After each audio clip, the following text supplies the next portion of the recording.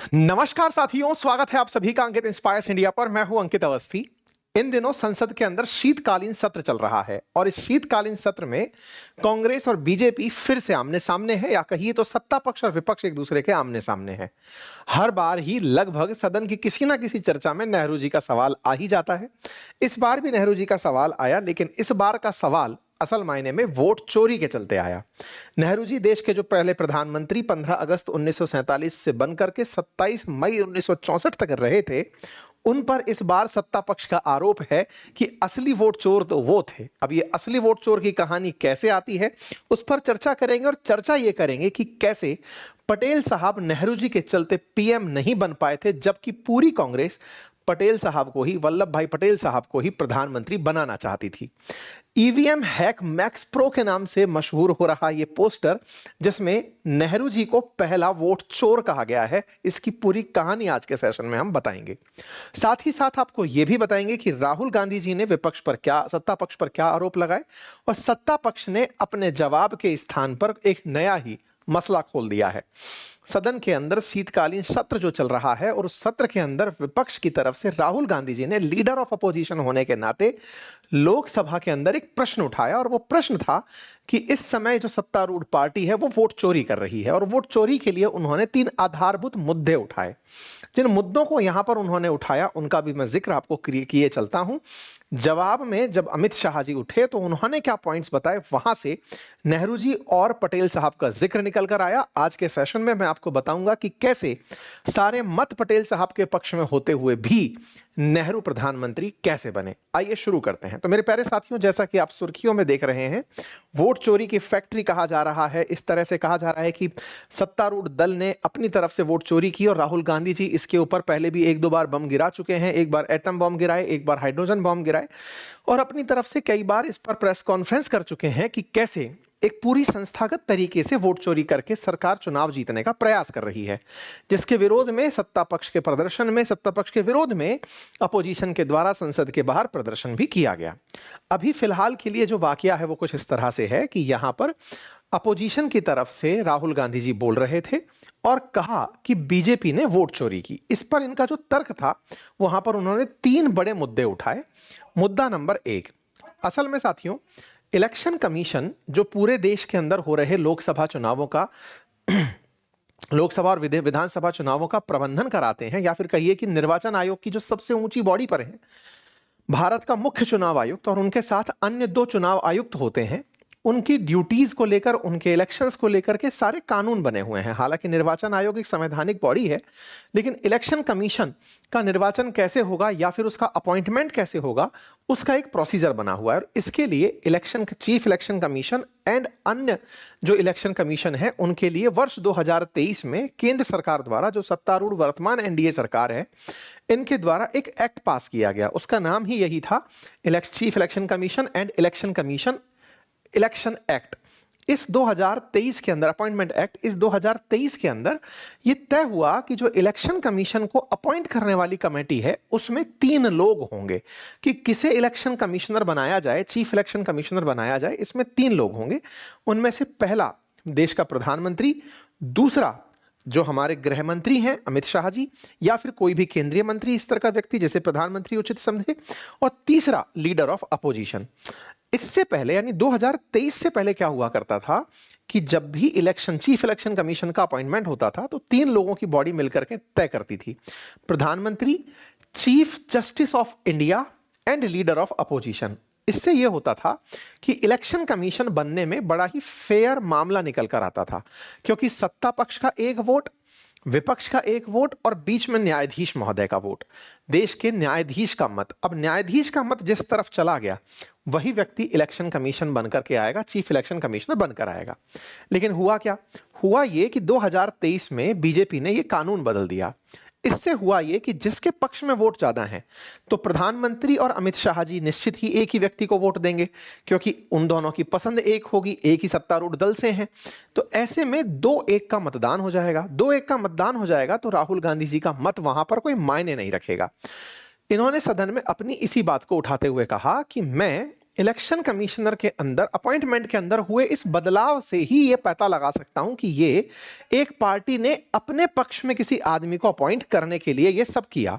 दूसरा तर्क देते हुए इन्होंने कहा कि इसी कानून में यह भी तय कर दिया गया कि इलेक्शन कमिश्नर का जब भी कार्यकाल चल रहा होगा, उस कार्यकाल में उसने जो फैसले किए होंगे, उस फैसले पर कोई भी उसके रिटायरमेंट के बाद जांच नहीं बैठ सकती। तो बोले बड़ा सवाल यह है कि उनके फैसलों को इतनी इम्यूनिटी क्यों दी प्रधानमंत्री ने। यह दूसरा बड़ा सवाल है और सवाल बड़ा जेन्युइन है। पहला सवाल भी जेन्युइन है कि साहब जब अपोजिशन का मतलब ही नहीं है, न्यायाधीश की जगह अपोजिशन को क्यों बिठाया गया। दूसरा तर्क यह कि जब आपने उनको इम्यूनिटी देने की बात की कि आप कुछ भी डिसीजन लो, आपको अगर हमारी सरकार चली भी गई तो जो दूसरी सरकारें आएंगी वो आपको इस बार के निर्णयों पर जेल में नहीं घसीटेंगी। दूसरा ये पॉइंट। और तीसरा पॉइंट, बोले निर्वाचन जब होता है तो उस निर्वाचन में जो डेटा है इलेक्शन के बाद का, वो 45 दिन तक सीसीटीवी फुटेज तक रखने का था, रखने का ही अन कर दिया गया और डेटा को डिलीट करने की बात की गई, ये कहते हुए कि ये सिक्योरिटी ब्रीच हो जाएगा। बोले इलेक्शन जिस वोटिंग बूथ पर हो रहा है, वहां जहां पर डाउट है, उसका डेटा डिलीट करने के लिए इतनी जल्दबाजी का आदेश देने की क्या जरूरत थी। बोले इससे यह प्रमाणित होता है कि आपका इंटेंट प्योर नहीं था, आपका इंटेंट ही चुनाव के अंदर माल फंक्शन करना था।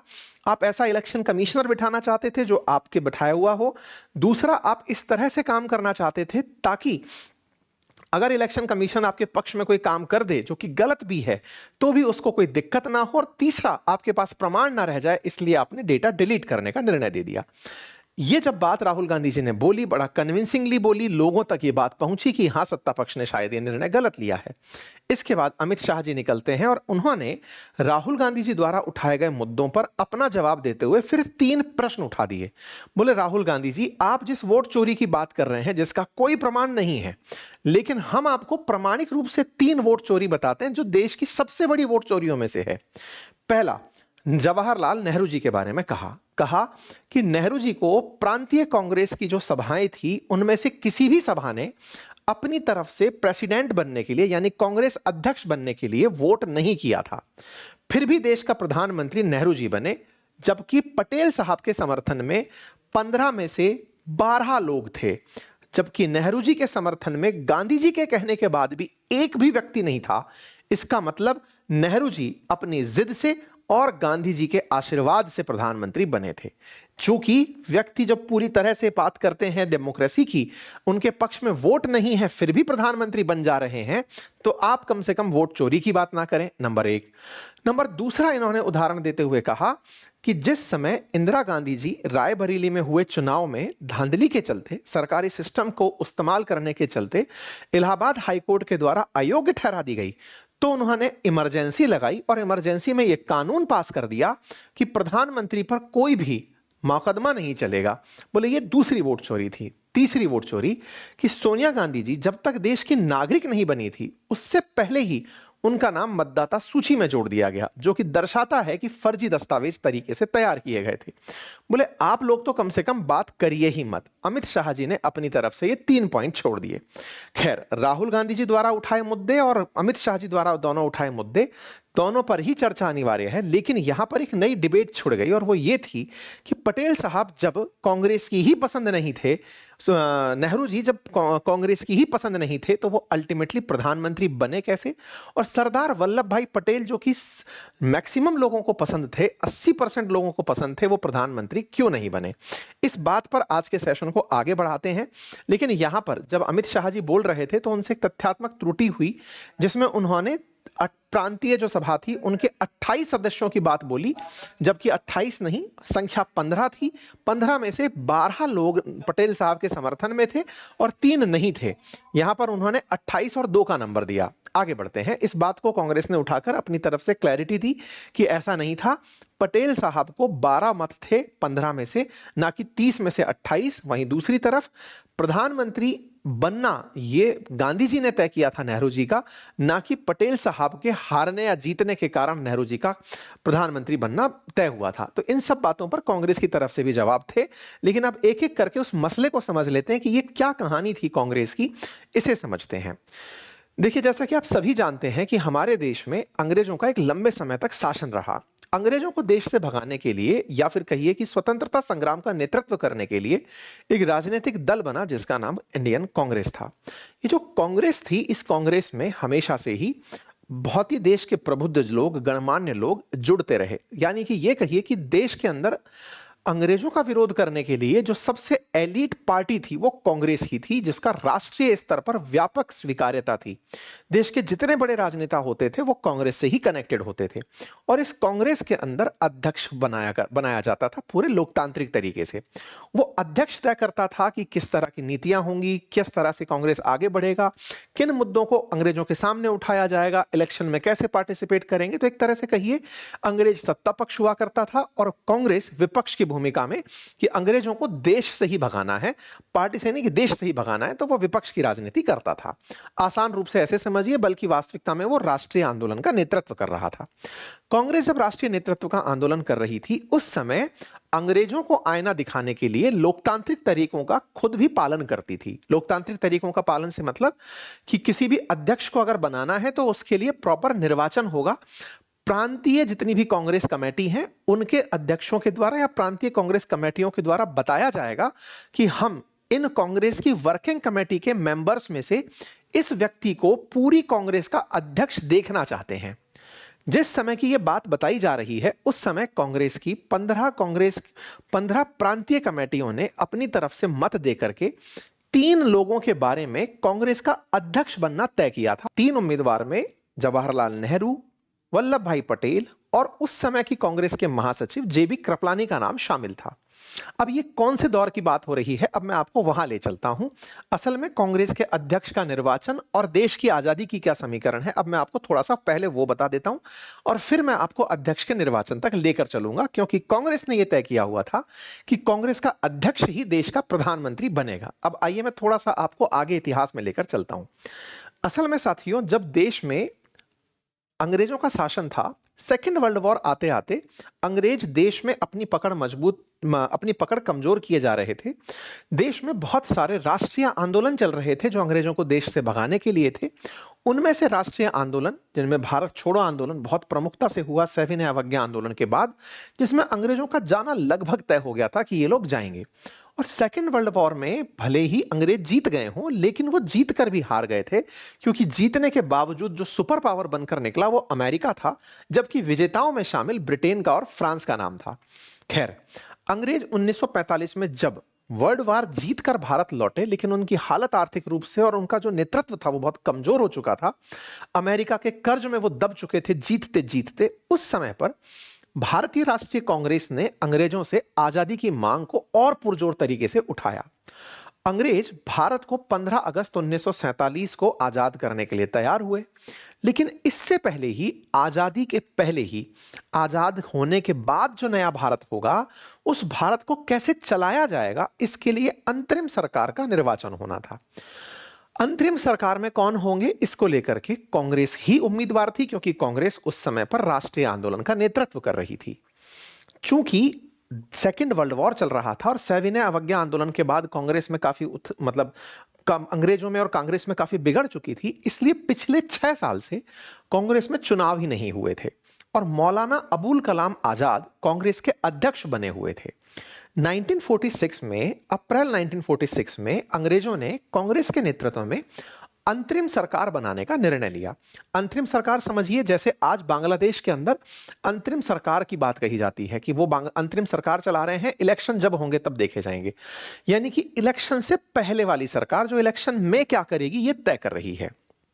इस अंतरिम सरकार को चलाने के लिए कांग्रेस ने अपनी तरफ से अपनी जो प्रांतीय सभा थी उन सब से कहा कि आप कांग्रेस में अध्यक्ष किसे देखना चाहते हैं, नाम बताइए। 3 उम्मीदवार रखे गए, इनमें से एक का नाम था नेहरू जी, एक का नाम पटेल साहब, तीसरे का नाम उस समय के महासचिव जेबी कृपलानी साहब। मौलाना अबुल कलाम आजाद साहब को 20 अप्रैल 1946 को महात्मा गांधी जी ने एक पत्र लिखा और कहा, देश के जो वर्तमान हालात हैं इन्हें देखते हुए मैं नहीं चाहता कि आप कांग्रेस के अध्यक्ष रहें, क्योंकि कांग्रेस का अध्यक्ष ही प्रधानमंत्री बनेगा। इसलिए आजाद साहब को सीधा उन्होंने बोलकर कहा कि आप अध्यक्ष पद से हटिए, मैं चाहता हूं कि नेहरू अध्यक्ष बने। गांधी जी का यह पत्र सार्वजनिक हुआ, पूरी कांग्रेस को पता चला कि हां, गांधी जी नेहरू जी को अध्यक्ष बनाना चाहते हैं। इंटरेस्टिंग ये नहीं था कि गांधी जी नेहरू जी को अध्यक्ष बनाना चाहते हैं, इंटरेस्टिंग ये था कि गांधी जी का यह मत पूरी कांग्रेस को पब्लिकली पता चल चुका था। इसके बावजूद भी 29 अप्रैल 1946 को जब कांग्रेस के अध्यक्ष का इलेक्शन होना तय हुआ, उस समय पर कांग्रेस की जो प्रांतीय सभाएं थी 15, उनमें से 12 ने पटेल साहब के समर्थन में वोट कर दिया। और इससे बड़ा इंटरेस्टिंग पार्ट यह था कि नेहरू जी के समर्थन में एक भी वोट नहीं गया। इस तरह से गांधी जी ने जिस व्यक्ति को प्रस्तावित किया था, जो कि ऑलरेडी 4 बार कांग्रेस प्रेसिडेंट रह चुके थे, नेहरू जी, उनके समर्थन में कोई भी व्यक्ति नहीं था। जब उन किसी भी व्यक्ति का उनके समर्थन में नहीं होना देखा गया, तो फिर कैसे गांधी जी ने नेहरू जी को प्रधानमंत्री बनाया, अब हम उसे आगे जानेंगे। फिलहाल के लिए उम्मीद है कि अब आपको यह समझ में आ गया होगा कि 3 लोग थे और कांग्रेस वर्किंग कमेटी के अंदर सभी से मांगा गया था कि बताइए अध्यक्ष किसे बनाया जाए। तो गांधी जी ने नेहरू जी के बारे में लिख करके मौलाना अबुल कलाम आजाद को भेज दिया था। अब आपके दिमाग में प्रश्न आएगा, ये सब जानकारी आती कहां से है? ये सारी जानकारी उस समय की किताबों पर या फिर उनके बाद जो उनके जानकार हैं उनकी किताबों से आती हैं। महात्मा गांधी जी के पोते राजा मोहन गांधी जी, उनकी एक किताब है जिसका नाम है पटेल ए लाइफ। उसके कई दृष्टांत में यह बात लिखी गई कि गांधी जी ने पटेल साहब को प्रधानमंत्री ना बनाकर नेहरू जी को प्रधानमंत्री बनाया। गांधी जी ने पटेल साहब को क्यों प्रधानमंत्री नहीं बनाया, जबकि पटेल साहब को कांग्रेस में सबसे ज्यादा लोग पसंद करते थे? अगर वो देश के उस समय प्रधानमंत्री होते तो निश्चित ही हम पाकिस्तान से कश्मीर भी छीन लेते, बलूचिस्तान भी छीन लेते, शायद पाकिस्तान आज एग्जिस्ट ही नहीं करता। आज के समय में यह बहस इसलिए ज्यादा प्रासंगिक होती है क्योंकि इतिहास में जाकर के इतिहास में लिए गए निर्णयों को जब देखते हैं, उसमें से पटेल वर्सेस जब नेहरू जी की चर्चा होती है, तो चूंकि भारत के एकीकरण में पटेल साहब का जो नेतृत्व है, वो देश आज तक देख रहा है कि उन्होंने किस तरह से राजघराने हो या फिर इंडिपेंडेंट स्टेट्स हो, उन्हें मिलाकर भारत का निर्माण किया। तो मानना यूं होता है कि यदि पटेल साहब प्रधानमंत्री होते तो भारत का स्वरूप कुछ और होता। ठीक है साहब, लेकिन सवाल यह था कि गांधी जी ने पटेल साहब से नेहरू जी के नाम पर हस्ताक्षर कैसे करवा लिए, इसकी कहानी क्या थी? इसकी कहानी बड़ी इंटरेस्टिंग बताई जाती है। यह कहां से निकल कर आती है? तो असल में महात्मा गांधी जी के ऊपर पूरी तरह से उनके जो काम है ना, उनके 100 वॉल्यूम पब्लिश्ड हो रखे हैं। आप mkgandhi.org पर जाकर देख सकते हैं। वहां पर महात्मा गांधी जी के जितने भी पत्र हैं, उनके लिखी हुई जितने भी दृष्टांत, उनसे रिलेटेड जो भी बातें हैं, वहां सब लिखी हुई हैं। और उन्हीं में से ये मौलाना अबुल कलाम आजाद को लिखा गया पत्र जो गांधी जी का है, जो कि उन्होंने 20 अप्रैल 1946 को लिखा था, उसमें नेहरू जी का नाम शामिल है कि वो चाहते हैं कि वो नेहरू जी को अध्यक्ष बनाए। लेकिन उसमें यह नहीं लिखा था कि नेहरू जी के लिए कारण क्या सोचते हैं गांधी जी। हालांकि इस बारे में भी महात्मा गांधी जी से एक पत्रकार हैं दुर्गादास, उन्होंने जब सवाल किया तो उन्होंने उसके भी जवाब दिए, जो कि इसी वेबसाइट पर अगर आप आगे जाएंगे तो आपको वो मिल जाएंगे। खैर, अभी मैं आपको जो यहां सारी बातें हैं उनका सार बता देता हूं इस पूरी गैलरी से जो निकल कर आया। सवाल ये टिका था कि यह घटना बड़ी ही रोचक थी। घटना कौन सी बड़ी रोचक थी? जब महात्मा गांधी जी ने नेहरू जी को प्रेसिडेंट ऑफ कांग्रेस बनाया, हुआ क्या था और क्यों, मतलब नेहरू जी को इतना पसंद कर रहे थे, हम उसके बारे में भी बताएंगे। असल में हुआ क्या कि कार्यकारी समिति की 29 अप्रैल 1946 को बैठक चल रही थी, जहां पर जेबी कृपलानी जी भी थे, महात्मा गांधी जी भी बैठे थे, नेहरू जी भी थे, पटेल साहब भी थे, और भी जितने भी कांग्रेस वर्किंग कमेटी के मेंबर थे वो प्रेजेंट थे। पूछा गया कि बताइए भाई अध्यक्ष किसको बनाया जाए, क्योंकि अब तक यह तय हो चुका था कि कांग्रेस का जो भी अध्यक्ष होगा वही देश का प्रधानमंत्री बनेगा। कांग्रेस, अच्छा मैं इसमें आपको एक बात मेंशन कर दूं, देश 15 अगस्त 1947 को आजाद हुआ। हमारे देश में जो निर्वाचन हुए वो 1951 के एंड में और 52 की शुरुआत में हुए हैं। तो इतने सालों तक जो भी प्रधानमंत्री रहे वो अनइलेक्टेड ही थे, या फिर कहिए कि वो कांग्रेस की तरफ से बनाए हुए प्रधानमंत्री थे। चुनाव तो हमारे देश में जाकर फरवरी 1952 में रिजल्ट के रूप में निकले थे। एनीवे, फिलहाल के लिए तर्क यह आता है कि साहब क्या हुआ था उस दौर में, जरा उसकी चर्चा कर लेते हैं। तो हुआ ये कि जेबी कृपलानी साहब ने अपनी तरफ से महात्मा गांधी जी की तरफ एक पत्र प्रेषित किया, साहब की ऐसे ऐसे रिजल्ट आए हैं, पटेल साहब के समर्थन में इतने लोग हैं, नेहरू जी के समर्थन में कोई नहीं है। महात्मा गांधी जी का नजर देख करके कृपलानी साहब समझ गए कि उसमें उनका नाम भी था, कि लोग उन्हें भी एक मत उनको भी मिला था कि अध्यक्ष के रूप में देखना चाहते हैं। उन्होंने अपना नाम टेक डाउन कर लिया, बोले ठीक है। फिर पटेल साहब का नाम लिखा हुआ जो पत्र था वो पूरी कांग्रेस वर्किंग कमेटी के सामने से गुजारा गया, जिसमें यह तय करना था कि किसे प्रधानमंत्री या फिर कहिए अध्यक्ष बनाया जाएगा। कहते हैं कि महात्मा गांधी जी ने पटेल साहब से अपेक्षा की थी कि वो अपना नाम वापस ले लेंगे, क्योंकि गांधी जी पब्लिकली 20 अप्रैल को बता चुके थे कि मैं चाहता हूं कि नेहरू प्रेसिडेंट बने, तो पटेल साहब शायद थोड़ा लिहाज रखेंगे और अपना नाम वापस ले लेंगे। कहते हैं कि वो जब पत्र घूमा तो पटेल साहब ने अपना नाम वापस नहीं लिया। जब पटेल साहब ने नाम वापस नहीं लिया तो महात्मा गांधी जी के हाथ में वो लेटर आया कि भाई सुनिए, अब पर नेहरू के समर्थन में लोग हैं ही नहीं। तो उन्होंने नेहरू जी को यह बात बोली कि नेहरू जी, आपके समर्थन में लोग नहीं हैं, मैं चाहता हूं कि आप राष्ट्र अध्यक्ष बने, लेकिन बताइए कि आपके समर्थन में लोग नहीं हैं। तो कहते हैं कि नेहरू जी उस समय कुछ बोले नहीं, चुप हो गए। कहते हैं कि उस समय कुछ अनमने मन से बैठ गए, नाराज हो गए, क्योंकि महात्मा गांधी जी और नेहरू जी के बीच की जो केमिस्ट्री थी उससे महात्मा गांधी जी भली भांति अवगत थे कि नेहरू जी को नाराज होना है तो वो रूस जाएंगे या कैसे मनाया जाएगा, तरीका पता था। महात्मा गांधी जी ने फिर वो पत्र वापस नेहरू जी की तरफ भेजा कि आप अपने नाम से अपनी दावेदारी वापस ले लीजिए। तो इस बात पर जब पत्र वापस गया तो महात्मा गांधी जी के आदेश को मानते हुए पटेल साहब ने अपना नाम उस पद से वापस ले लिया, अध्यक्ष के पद से वापस ले लिया, कि साहब मैं चुनाव ही नहीं लड़ रहा, लीजिए अपना नाम वापस ले लेता हूं। तो जब चुनाव में कोई खड़ा ही नहीं हुआ तो नेहरू जी ही इकलौते निर्विरोध रूप से चुने गए अध्यक्ष बने। ये बिल्कुल वैसी स्थिति थी कि आप अब इस पूरी कहानी को सुनकर कह पाएंगे कि महात्मा गांधी जी ने अपनी जिद से नेहरू जी को कांग्रेस का अध्यक्ष बनाया, और जिन कांग्रेस का अध्यक्ष उन्हें बनाया वही आगे चल करके प्रधानमंत्री बनेंगे, ये बात महात्मा गांधी जी जानते थे। लेकिन अब इन सबसे बड़ा सवाल यही बना कि सरदार वल्लभ भाई पटेल को छोड़ करके गांधी जी ने नेहरू को ही अंतरिम प्रधानमंत्री क्यों बनवाया। यह सवाल बड़ा सवाल है और इसके सवाल पर सबके अपने अपने तर्क हैं।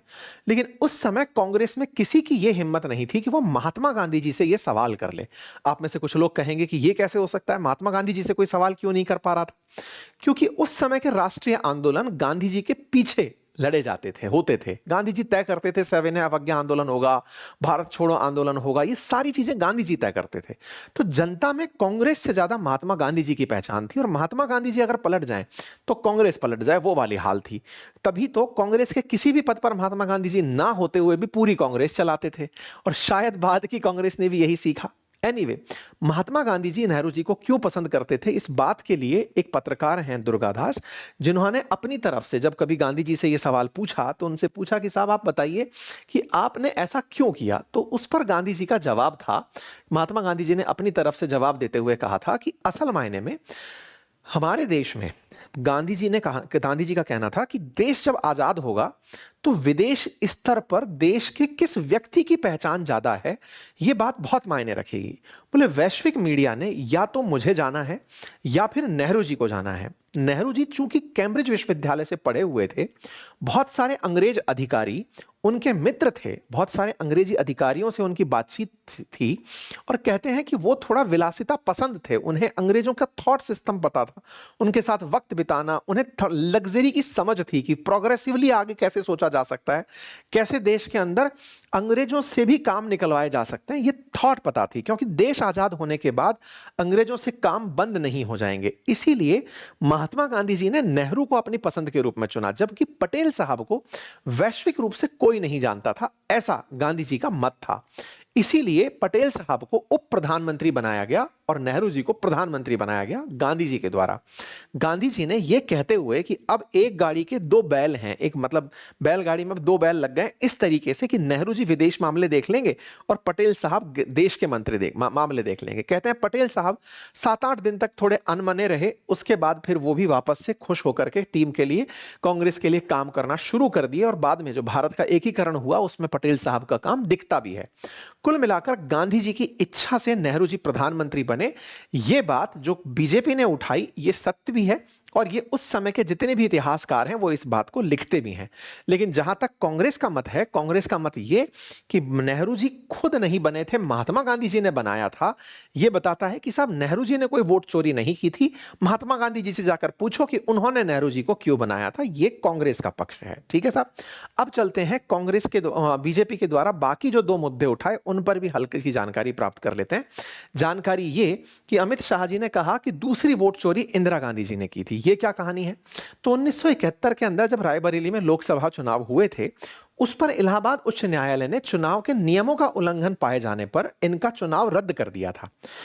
इसी को बीजेपी ने दूसरी वोट चोरी कहा। इसी के अगेंस्ट जाते हुए इंदिरा गांधी जी ने इमरजेंसी का ऐलान किया था, अपने पद छोड़ने से इनकार कर दिया था और परिवर्तन कर दिया था कानून में, यह कहते हुए कि प्रधानमंत्री के खिलाफ कार्रवाई नहीं की जा सकती। अमित शाह जी ने दूसरा इसे वोट चोरी करार दिया। इस पर हमने इमरजेंसी के ऊपर पूरा सेशन किया हुआ है अंकित इंस्पायर इंडिया के ऊपर। और तीसरा जो मुद्दा उठाया गया उसमें सोनिया गांधी जी का जो नाम है उसको लेकर के अभी दिल्ली की एक दीवानी अदालत में मामला चल रहा है, जिसमें कहा जाता है कि उनके पास भारत की नागरिकता नहीं थी, उसके बावजूद भी उनका मतदाता सूची में नाम जोड़ दिया गया था। इस बात को लेकर के भी दीवानी न्यायालय के अंदर दिल्ली में मुकदमा चल रहा है। इन तीन मुद्दों को उठा करके फिर से वो इतिहास की तरफ लेकर चले गए। अब लेकिन यहां पर एक बड़ा सवाल छूट जाता है और वो ये, बीजेपी और कांग्रेस जो आरोप प्रत्यारोप कर रहे हैं, क्या वो वर्तमान से संबंधित हैं? बीजेपी ने कांग्रेस के सवालों पर जो जवाब दिया, क्या वो वर्तमान में प्रासंगिक है या फिर इतिहास को बोल करके कि आपने ऐसा किया था इसलिए वो अपने द्वारा किए गए फिलहाल कार्यों को क्लीन चिट दे रहे हैं? इससे भले ही देश का ध्यान एक बार के लिए बट जाए, लेकिन सवाल वाकई में एक यथार्थ खड़ा रहेगा और वो ये कि इलेक्शन कमीशन के द्वारा जो इलेक्शन कमीशन के अंदर सीईसी या इलेक्शन कमीशन की नियुक्ति का जो एक्ट है, जिसमें सीजेआई को हटा करके प्रधानमंत्री ने कैबिनेट स्तर के एक मंत्री को रखा और एक अपोजिशन के मंत्री को रखा, अपोजिशन के लीडर को रखा, यह तरीका कितना सही है पारदर्शी चुनाव करवाने के लिए या निर्वाचन मंडल में अपनी तरफ से व्यक्ति अपॉइंट करने के लिए? यह बात निश्चित ही डिस्कशन का पार्ट रहेगी। सत्ता पक्ष को चाहिए कि वो इस विषय पर और ज्यादा क्लैरिटी के साथ जवाब दे, ताकि लोगों में निर्वाचन आयोग के प्रति पारदर्शिता का भाव हो और लोकतंत्र में चुनाव जितने पारदर्शी होंगे लोकतंत्र उतना मजबूत होगा। बाकी आप लोग इस विषय पर क्या सोचते हैं, अपनी राय जरूर रखें। बाकी अगर आपको भारतीय इतिहास में, क्योंकि ये सारी बातें जो मैंने आपको बताई, अंतरिम सरकार, देश की आजादी, ये सारा की सारा सविनय अवज्ञा आंदोलन, ये सब मैंने डिटेल में पढ़ाया है अपने इतिहास के बैच में, जो कि अपनी पाठशाला पर उपलब्ध है। अगर आपको राज व्यवस्था में इंटरेस्ट है तो मैंने डिटेल राज व्यवस्था, इंडियन पॉलिटी पढ़ाई हुई है अपनी पाठशाला पर, आप उसे जाकर एक्सेस कर सकते हैं। पूरे साल भर की वैलिडिटी के साथ यूपीएससी और स्टेट पीसीएस फाउंडेशन के स्तर पर मैंने बहुत ही बेहतरीन तरीके से अपना कोर्स कंप्लीट कराया हुआ है। ऐप का लिंक कमेंट बॉक्स में दिया है और अगर आप घर बैठे ये सारी जानकारी पढ़ना चाहते हैं तो आप हमारा कोर्स हमारा जो नोट्स है वो घर पर मंगा सकते हैं। लिंक आपको अपनी पाठशाला एप्लीकेशन का कमेंट बॉक्स में पिन करके दिया गया है। हमारी नई पुस्तकें हैं, उन्हें जाकर अवश्य चेक करें। फिलहाल के लिए इतना ही। बहुत बहुत धन्यवाद।